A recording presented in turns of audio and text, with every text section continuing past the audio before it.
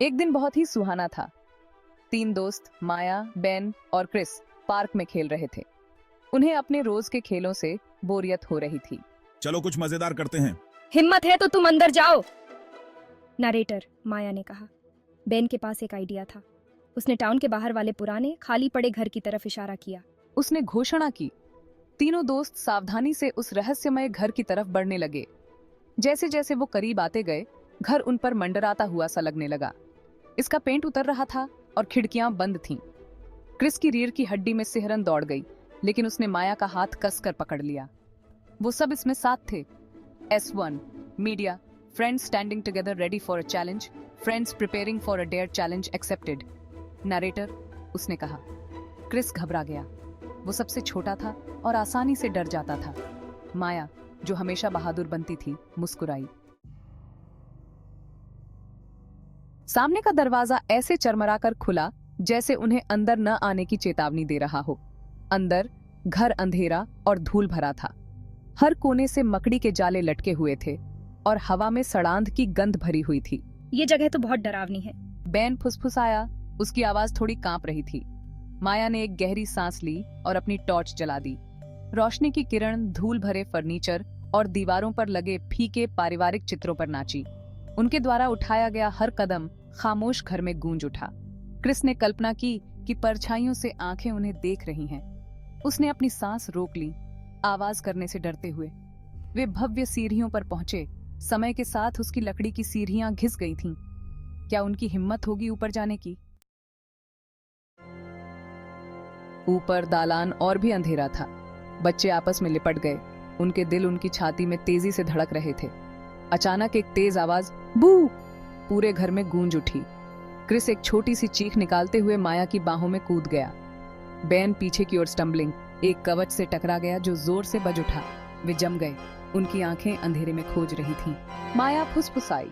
उसकी आवाज मुश्किल से सुनाई दे रही थी। उन्होंने गौर से सुना, लेकिन घर फिर से खामोश हो गया था। दालान से एक ठंडी हवा चली, जिससे उनकी टॉर्च की लौ टिमटिमा गई। अचानक उन्होंने इसे देखा। दालान के अंत में कोने में गायब होती एक धुंधली टिमटिमाती हुई आकृति। S1 media, mysterious ghostly figure disappearing in the corner video. वो क्या था? डर पल भर के लिए भूल गया। क्यूरियोसिटी उन पर हावी हो गई। चलो देखते हैं ये कौन है। माया ने कहा। उसकी आवाज में उसका सामान्य आत्मविश्वास लौट आया। वे दालान से नीचे की ओर टिपटोड। उनकी टॉर्च की रोशनी अंधेरे से कट रही थी।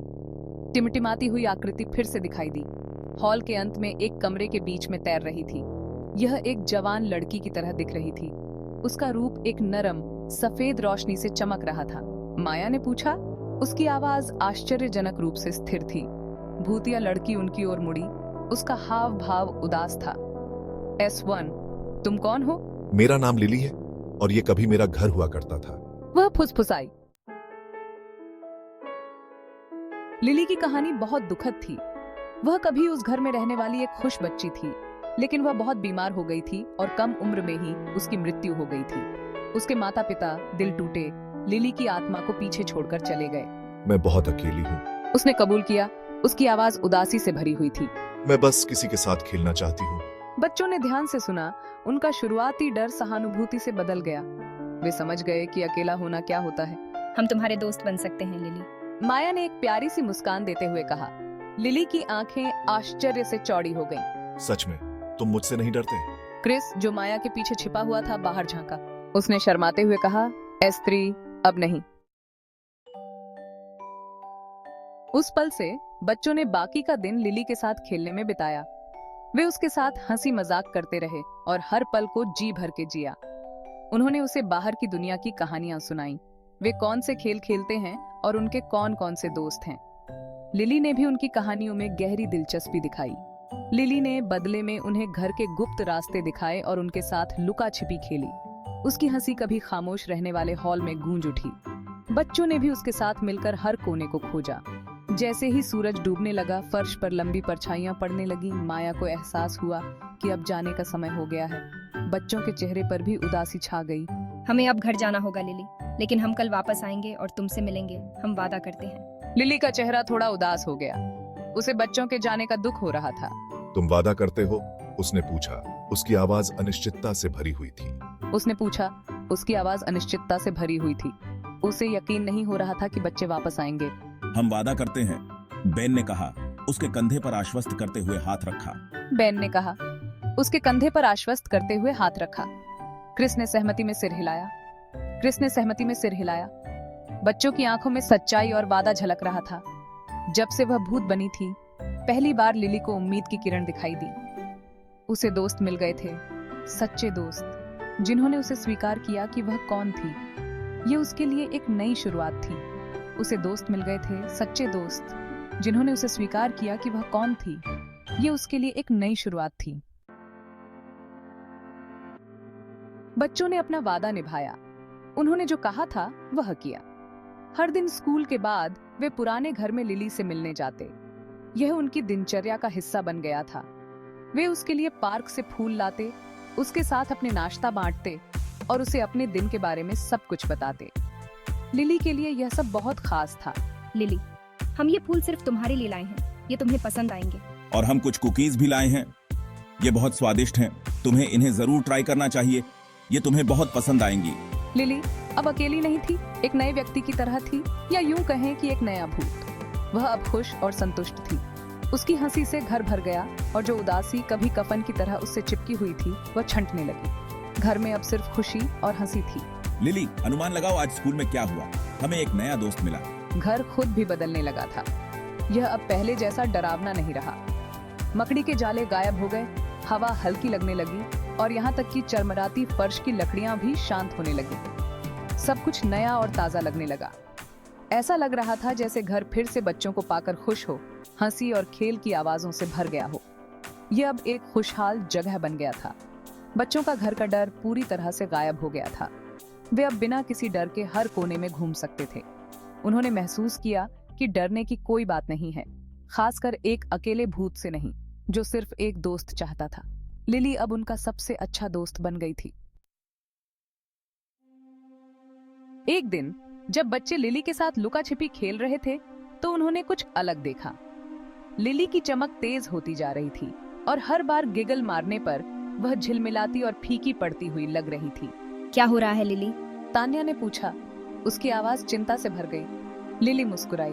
मुझे लगता है कि अब मेरे जाने का समय आ गया है। मैं अब डरती नहीं हूँ क्योंकि मुझे पता है कि आप मेरे दोस्त हैं। बच्चे उसे जाते हुए देखकर दुखी थे, लेकिन वे समझ गए थे। उन्होंने लिली को कसकर गले लगाया। उनके दिल उदासी और खुशी के मिश्रण से भर गए। हम तुम्हें कभी नहीं भूलेंगे लिली। रोहन फुसफुसाया। उसकी आंखों में आंसू आ गए। और हम हमेशा तुम्हारे दोस्त रहेंगे। अंश ने आगे कहा। जैसे ही लिली का रूप पूरी तरह से फीका पड़ गया, पीछे केवल प्रकाश की एक धुंधली सी चमक रह गई। बच्चों ने नुकसान की गहरी भावना महसूस की, लेकिन शांति की भावना भी।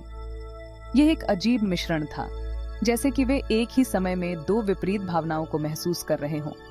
वे जानते थे कि लिली आखिरकार खुश और आजाद थी। उसकी आत्मा अब मुक्त थी और यह विचार उन्हें सांत्वना देता था।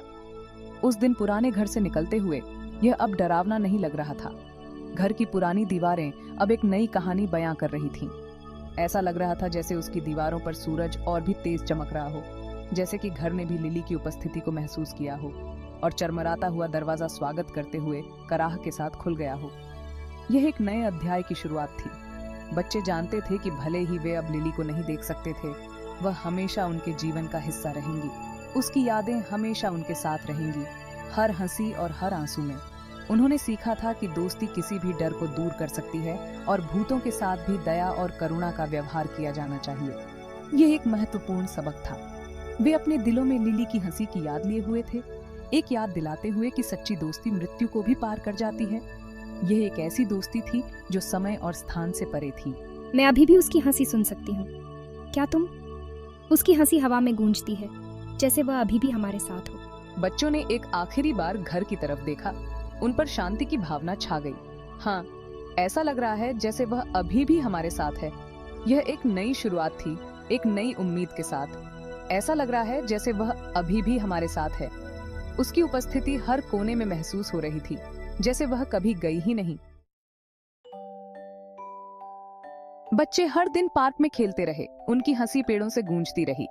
और कभी कभी जब हवा पत्तों से सरसराती हुई बहती तो वे सोचते कि वे लिली की हंसी भी सुन सकते हैं, जो उन्हें याद दिलाती है कि भले ही वह चली गई हो, उनकी दोस्ती हमेशा के लिए रहेगी। क्या तुमने बात सुना? ऐसा लग रहा है जैसे लिली अभी भी हमारे साथ हंस रही है। हाँ, वह हमेशा हमारी दोस्त रहेगी। शहर के किनारे पुराना घर बना रहा, उनके असाधारण साहसिक कार्य का एक मूक प्रमाण। लेकिन अब उनमें इसके लिए कोई डर नहीं था। ये खुश यादों की जगह थी, एक ऐसी जगह जहां उन्होंने दोस्ती, बहादुरी और दया का सही अर्थ सीखा था। और इसलिए भूतिया घर और दोस्ताना भूत की कहानी शहर के बच्चों के बीच फुसफुसाते हुए एक किंवदंती बन गई, एक याद दिलाते हुए कि कभी-कभी सबसे डरावनी जगहों में सबसे खूबसूरत आश्चर्य छिपे हो सकते हैं।